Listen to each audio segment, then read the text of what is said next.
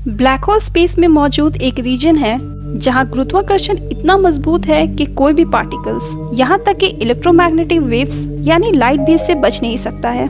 चलिए इसे मैं आपको एक फिगर की मदद से समझाती हूँ। ये तो हम सभी जानते हैं कि हम किसी चीज को तभी देख सकते हैं जब उस चीज पर पड़ने वाली रोशनी हमारी आंखों में पड़ती है। मान लीजिए ये एक ब्लैक होल से कुछ लाइट ईयर की दूरी पर स्टार है। यहाँ आप खड़े हो। यहाँ खड़े होकर आप इस तारे को देख नहीं सकते क्योंकि इस तारे से निकलने वाली रोशनी आपकी आंखों में पड़ने से पहले ही ब्लैक होल उसे अपनी तरफ खींच लेगा। इसलिए प्लैनेट की जगह आपको एक धब्बा सा दिखेगा जिसके इर्द गिर्द रोशनी होगी। इसे ग्रेविटेशनल लेंसिंग कहते हैं। ये एरिया ग्रेविटेशनल फील्ड है जहाँ रोशनी घुसते के साथ खींचने सिकुड़ने लग जाता है। जिस लाइन से ब्लैक होल का गुरुत्वाकर्षण काम करना शुरू कर देता है उसे होराइजन इवेंट कहते हैं। ब्लैक होल को एग्जिट डोर ऑफ यूनिवर्स भी कहते हैं क्योंकि यहाँ घुसने के बाद बाहर निकला नहीं जा सकता है, चाहे आप लाइट की स्पीड से ही क्यों ना जाएं।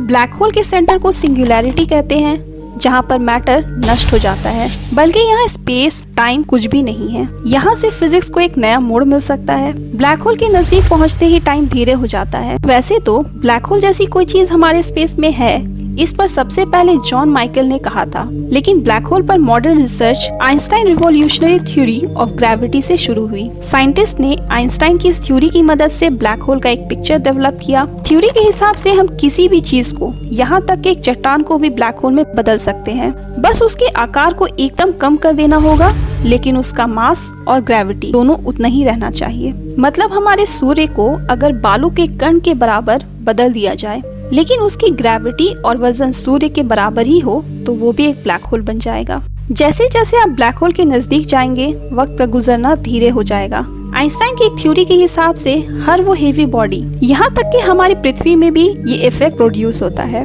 लेकिन यहाँ ग्रेविटी इतना कमजोर है कि ये नोटिस ही नहीं किया जा सकता है कि वह धीरे हुआ है या नहीं। लेकिन इसे चेक जरूर किया जा सकता है। जैसे अगर आप जमीन पर रहने के बजाय माउंट एवरेस्ट की चोटी पर रहेंगे तो आपकी जिंदगी हर साल 1 सेकंड तक बढ़ जाएगी। चूँकि ब्लैक होल में अद्भुत गुरुत्वाकर्षण होता है, इस वजह से जब आप ब्लैक होल में घुस रहे होंगे तो दूर से देख रहे व्यक्ति को लगेगा कि वक्त आपके लिए रुक चुका है, यानी ये व्यक्ति बूढ़े हो चुके होंगे और आप उसी वक्त में रुके हुए होंगे।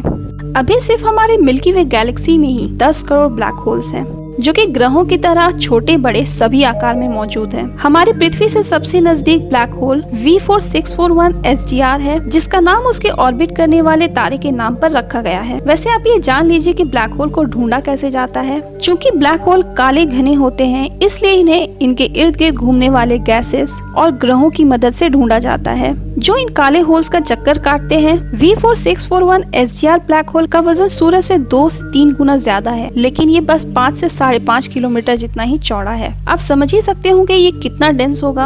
आप क्यों न कितनी भी स्पीड से ब्लैक होल के अंदर घुसने की कोशिश करें, लेकिन आपकी बॉडी एक बार में ग्रेविटेशनल फील्ड के अंदर घुसने के बजाय वो एक एक कर ब्लैक होल की तरफ टनाने लगेगी। जैसे मान लीजिए कि आपका हाथ इस फील्ड के अंदर घुसेगा तो आपका हाथ बाकी बचे शरीर की तुलना में बहुत स्पीड रहेगा, जिस वजह से वो इतना लंबा खींचा जाएगा कि वो एटम्स और सब एटम्स में टूटने लग जाएगा। फिर धीरे धीरे बॉडी का सारा पार्ट इवेंट होराइजन के अंदर घुसते ही एटम्स में टूट जाएगा और लाइट की स्पीड से ग्रेविटेशनल फील्ड के अंदर घूमते रहेगा और फिर धीरे धीरे ब्लैक होल के कोर तक यानी सिंगुलैरिटी की तरफ पहुंचते ही नष्ट हो जाएगा। हमारे मिल्की वे गैलेक्सी के बीचों बीच भी एक ब्लैक होल है जिसका वजन हमारे सूर्य से 45 लाख गुना ज्यादा है, जिसके इर्द गिर्द अरबों सितारे, लाखों सोलर सिस्टम घूमते हैं। अब जरा उस ब्लैक होल के बारे में सोचिए जो हमारे यूनिवर्स के बीचों बीच है, जिसके इर्द गिर्द सभी गैलेक्सीज घूमती हैं। हमारा यूनिवर्स बहुत बहुत बहुत ज्यादा बड़ा है।